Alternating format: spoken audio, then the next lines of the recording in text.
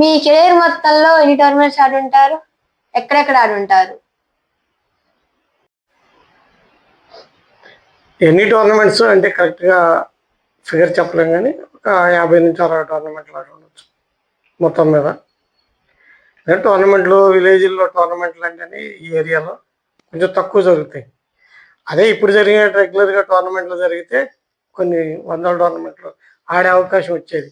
అంటే మేము ఆడినంత డ్యూరేషన్ టైంలో అప్పుడు కొంచెం తక్కువ జరిగేది కాబట్టి, అది కూడా మేము ఎక్కడంటే అక్కడికి వెళ్ళి ఆడేటోళ్ళం కాబట్టి ఒక 50 నుంచి 60 టోర్నమెంట్లు ఆడుంటాం. ఎక్కడెక్కడ ఆడాము అంటే ఖమ్మం, కృష్ణా జిల్లా 2 జిల్లాల్లో మాత్రం దాదాపు ఒక 50 గ్రౌండ్లలో నేను క్రికెట్ ఆడున్నాను. లైక్ మదిర, తిరువూరు, గంపలగూడెం, కల్లాడ, వైరా, కల్లూరు, ఇట్లా చెప్పుకుంటూ పోతే ఏనుగూరు, ఇట్లా చాలా ఒక 50 గ్రౌండ్లలో నేను క్రికెట్ ఆడుంటాను. శ్రీను ఒక 30 టోర్నమెంట్లు ఆడుంటాను. తను 30 టోర్నమెంట్ల వరకు ఆడుంటాను. ఇంకోటి ఏంటంటే ఇప్పుడున్న ఫెసిలిటీకి అప్పుడు ఉన్నతమైన తేడా ఉంది. అప్పుడు ఏంటంటే ఓన్లీ సమ్మర్లోనే మేము టోర్నీలు ఆడేవాళ్ళం. ఇప్పుడు సమ్మర్ తప్ప మిగతా అన్ని రోజులు ప్రాక్టీసు అట్లే ఉండేది. ఎక్కువ సమ్మర్ వస్తేనే టోర్నీలు, సమ్మర్ వస్తేనే సంక్రాంతి, అంతే. సంక్రాంతి ఇప్పుడు ఏంది, పిల్లలందరినీ ఆడండి, ఆడుకోండి అని పంపిస్తున్నారు. అప్పట్లో ఎవరు లేరు. ఒకళ్ళు వచ్చినా ఇంట్లో పనులు ఉండే వాళ్ళకి స్కూలు, కాలేజీలు ఇవే సరిపోయాయి. కాలేజీలకు పోతే హాస్టల్లోనే ఉండేవాడు, వచ్చేవాడు కాదు. ఇప్పుడు పిల్లలు చాలా మంది ఆట మీద శ్రద్ధ ఉన్నోళ్ళు ఉన్నారు, సరే చదువు మీద శ్రద్ధ ఉన్నోళ్ళు. ఇంకోటి ఏంటంటే ఓన్లీ సమ్మర్ అంటేనే ఒక పండగ, క్రికెట్ పండగ, లేదంటే దసరా, అట్లా. దసరా కూడా కాదు, సంక్రాంతి. దసరా టైంలో వర్షాలు ఉంటాయి కదా, అట్లనే ఒక ఇదిలోనే ఆడేవాళ్ళం. అందుకని తక్కువ టోర్నీ. ఇప్పుడేముంది, ప్రతిసారి ఏదో ఒక టోర్నీ నడుస్తూనే ఉంది. ఇప్పుడు ఉన్నంత ఫెసిలిటీస్ అప్పుడు లేవు. ఇప్పుడు ఆడాలి అనుకునే వాళ్ళకి ఉంది, ప్రతిరోజు అవకాశాలు ఉన్నాయి. అప్పుడు ఆడాలి అని మేము అనుకున్నా, అది టీమ్ గేమ్ కదా, మేము ఆడాలి అనుకుంటే ఆడేది కాదు. అట్లా టోర్నమెంట్ పెడితే జరిగితే ఏదో టీంలో దూరి వెళ్ళి ఆడి రావటం, ఏదో వాళ్ళు ఇన్వైట్ చేస్తే ఆడటం. ఎవరు ఇన్వైట్ చేయకపోతే అవసరమైతే మేమైనా ఏదైనా టీంలో ప్లేస్ ఉందేమో కనుక్కొని ఆ టీంలోకి వెళ్ళి ఆడి. ఇంకోటి ఏంటంటే ఇప్పుడు గ్రౌండ్లు అనేవి గ్రౌండ్ లా ఉన్నాయి. ఒకప్పుడు స్కూల్ గ్రౌండ్లోనే గ్రౌండ్లు, ఇప్పుడు స్కూల్ నడిచే అన్నప్పుడు మ్యాచ్లు, గ్రౌండ్లు, పొలాల్లో బాగు చేసి అట్లా అప్పుడే టోర్నీలు, లేదంటే మంచి కాలేజీ గ్రౌండ్. కొన్నాళ్ళు టోర్నమెంట్ ఫేమస్ కావడానికి అది కూడా ఒక కారణం. గ్రౌండ్ ఒక స్టేడియం రూపొచ్చేటట్లు తయారు చేసేటోళ్ళం. చుట్టూ బ్యారికేడ్స్, బౌండరీ లైన్ రోపు, ఆ బ్యారికేడ్స్కి ఫ్లెక్సీలు, వీడియో షూటింగ్లు, చాలా మైకులు, టెంట్లు, మన ప్రేక్షకులకి గ్యాలరీలు. లేడీ ప్రేక్షకులకి అయితే వాళ్ళు రావడం కోసం చీరల కింద పెట్టేవాళ్ళం. లక్కీ డ్రా తీసి అంటే ఈరోజు అటెండ్ అయిన లేడీస్ అందరి పేర్లు చిటీల మీద రాసి డ్రా తీసి ఎవరికి అయితే వాళ్ళకి గిఫ్ట్ చీర గిఫ్ట్ ఇచ్చి పంపేటోళ్ళం. అంటే ఎంకరేజింగ్, వాళ్ళు రావడానికి ప్రోత్సాహంగా ఉంటుందని అలా చేసేవాళ్ళం. అప్పట్లో అది చాలా హైలైట్ అనుకోవచ్చు. ఇప్పుడైతే పోలిస్తే ఇప్పుడంటే గ్రౌండ్లో ఉన్నాయి ఆట ఇదంతే. ఇంకో విషయం ఏంటంటే అసలు కార్క్ బాల్తో ఒక సిమెంట్ పిచ్ మీద ఆడటం అనేది మాత్రమే స్టార్ట్ అయింది. ఫస్ట్ కొన్నవల్లిలో ఒక సిమెంట్ పిచ్ తయారు చేయడం, ఆ సిమెంట్ పిచ్ మీదనే మ్యాచ్ నిర్వహించడం చాలా బాగుండేది. అంటే లైక్ క్లే అయినా బాగానే ఉంటుంది, కానీ మెయింటెనెన్స్ తేడా ఉంటుంది. కొంచెం మనం తయారు చేసే పిచ్లు 1-2 మ్యాచ్లు ఆడంగానే డ్యామేజ్ అవుతాయి. బాల్ బరువుగా ఉండేది. కార్క్ బాల్ అంటే చాలా బరువుగా ఉండేది. ఆ బరువుతో బౌలింగ్ చేస్తుంటే అది గుంటలు పట్టడం, మన పెచ్చులు లేచిపోవడం లాంటివి జరిగేది. దానివల్ల ఏంటంటే ఫర్దర్గా ఆడే మ్యాచ్లో వాళ్ళకి ఇబ్బంది అయ్యేది. ఆ బాధ తప్పించడం కోసం ఫస్ట్ సారిగా 2004లోనో 3లో అనుకుంటా, 3లో నుంచే మనం 1, 2, 3 1, 2, 2 మనం కూడా క్లే పిచ్ల మీద పెట్టాం. మట్టి పిచ్చుల మీద.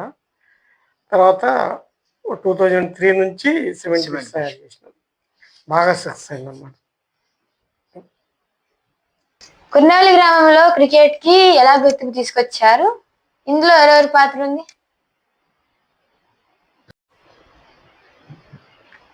ఆటగాళ్ళగా మా క్రికెట్ స్టార్ట్ అయ్యి చివరికి ఆర్గనైజర్లుగా ముగిసింది ఒక రకంగా చెప్పాలంటే.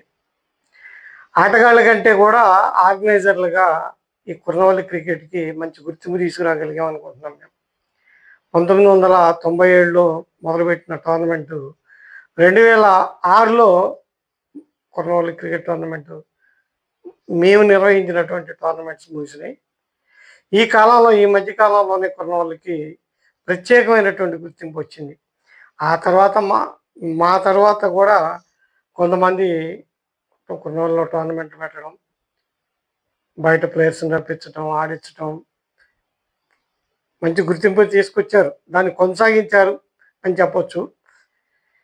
97 టోర్నమెంటు బాగా సక్సెస్ కావడానికి ఐలూరి భిక్షమారెడ్డి, ఐలూరి రామకృష్ణారెడ్డి, ఐలూరి చార్వాకుడు, ఇంకా శేఖరెడ్డి శ్రీనివాసరెడ్డి గారు, వాళ్ళ తమ్ముడు శ్రీనివాసరెడ్డి, అక్కడ ఆంజరెడ్డి, నారాయణ రెడ్డి, చాలా మంది 1997 టోర్నమెంట్ సక్సెస్ కావడానికి కారణం.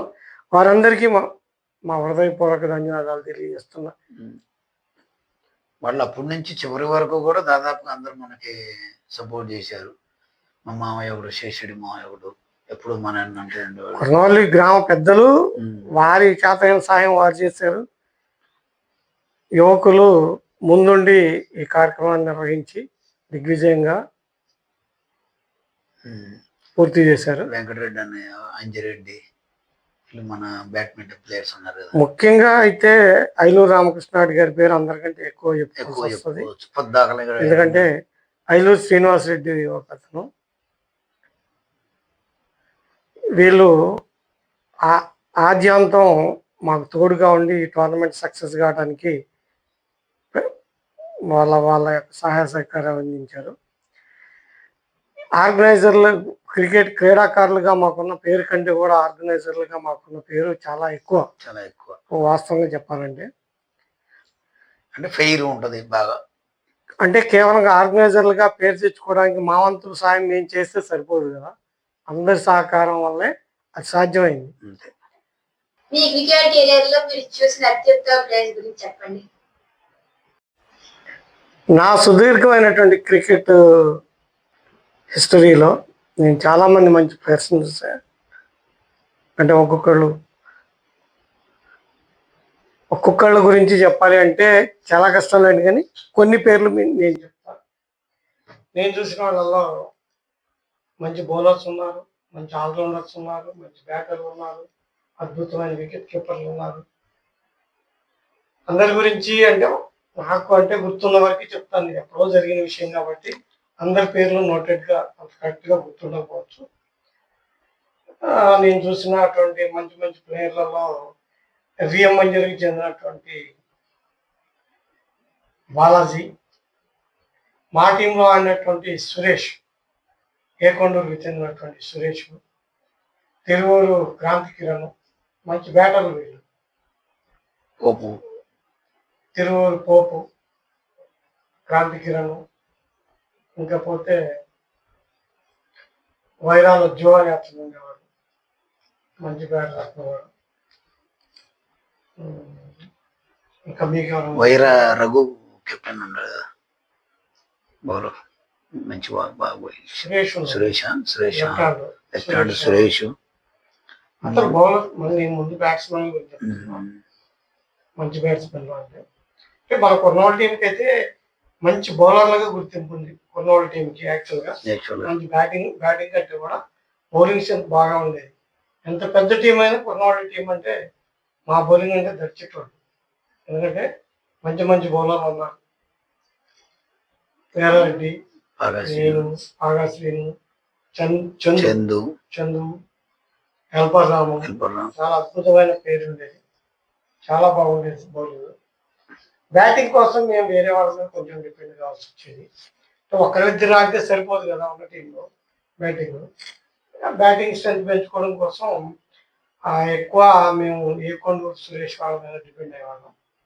ఆ తర్వాత కొంత తలారి వాళ్ళ మీద కొన్నాళ్ళు డిపెండ్ అయ్యాం. అది కూడా ఒక టోర్నమెంట్ అనుకుంటాం. బౌలర్లోకి వస్తే నాగన్ ఒకడు, నాగన్ బౌలర్లు కూడా చాలా మంది మంచి మంచి బౌలర్లు ఉన్నారు టీంలలో. ఓట్కూరు శ్రీనివాస్, ఓట్కూరు శ్రీను, అందరికంటే ముఖ్యంగా చెప్పుకోవాల్సిన పేరు ఓట్కూరు శ్రీను. నెక్స్ట్ వైరా సురేష్, కొంతమంది బౌలర్లు ఉన్నారు.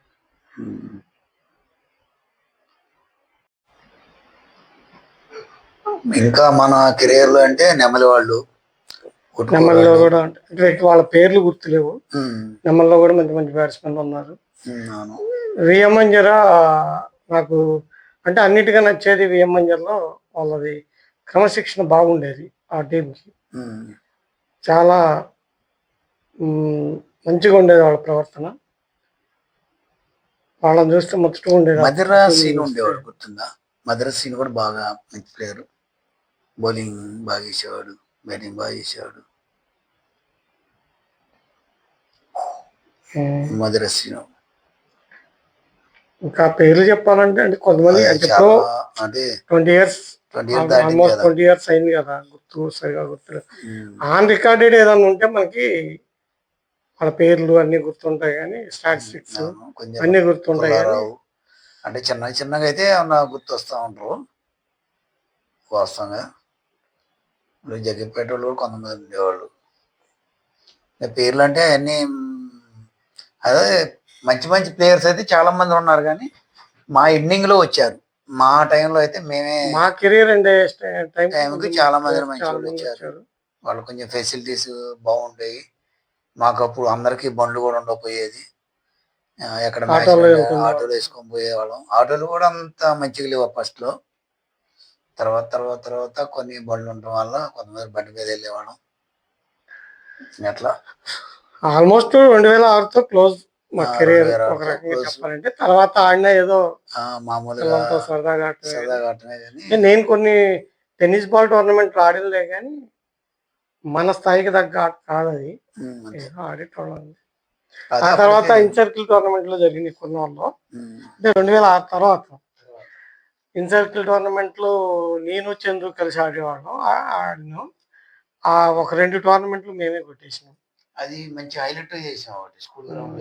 అది ఫస్ట్ కెరియర్ స్టార్టింగ్ లో. అది కెరియర్ స్టార్టింగ్ లో అయితే కెరియర్ ఎండ్ లో.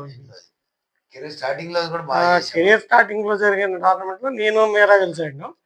కెరీర్ ఎండ్ టోర్నమెంట్ లో నేను చంద్రు ఆడినాం. 2 టోర్నమెంట్లు కొట్టేసినాం మేము. ఇక ఆ తర్వాత వేరే కారణాల వల్ల క్రికెట్ వదిలేసినాం.